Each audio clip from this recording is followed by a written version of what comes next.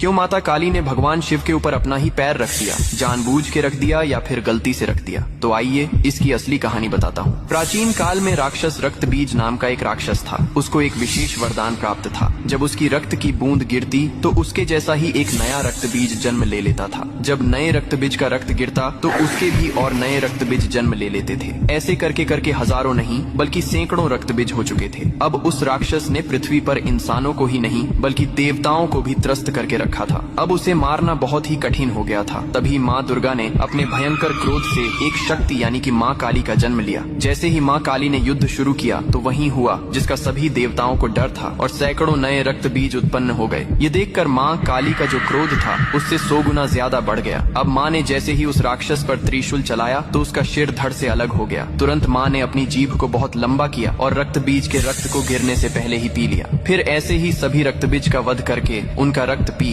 कर उनका क्रोध अब 100 गुना से 200 गुना बढ़ गया था। धरती कांपने लगी थी, समुद्र मथने लगे थे, देवता भयभीत होकर इधर उधर भागने लगे थे। तब देवताओं ने भगवान शिव से प्रार्थना की, हे महादेव, आप ही माता काली के संताप को शांत कर सकते हैं। शिव ने देवताओं की पुकार सुनी और माँ काली के सामने युद्ध भूमि में पहुंच गए। लेकिन माँ अपने तांडव में इतनी लीन थीं कि उन्होंने शिव को भी नहीं देखा। तभी भगवान शिव ने स्वयं माता के चरणों में लेट गए। जैसे ही माँ काली का पैर अनजाने में शिव के सीने पर पड़ा, तुरंत उनका क्रोध शांत हो गया। उन्होंने नीचे देखा तो अपने प्रिय पति शिव थे। यह देखकर उनकी जीभ शर्मिंदगी से बाहर निकल आई। इसके बाद शिव ने मुस्कुराते हुए कहा, हे माँ, तुम्हारा यह रूप सृष्टि के संतुलन के लिए था, लेकिन यह रूप अब धरती पर बहुत धाम से पूजा जाएगा। यही कारण है कि तस्वीर में और मूर्तियों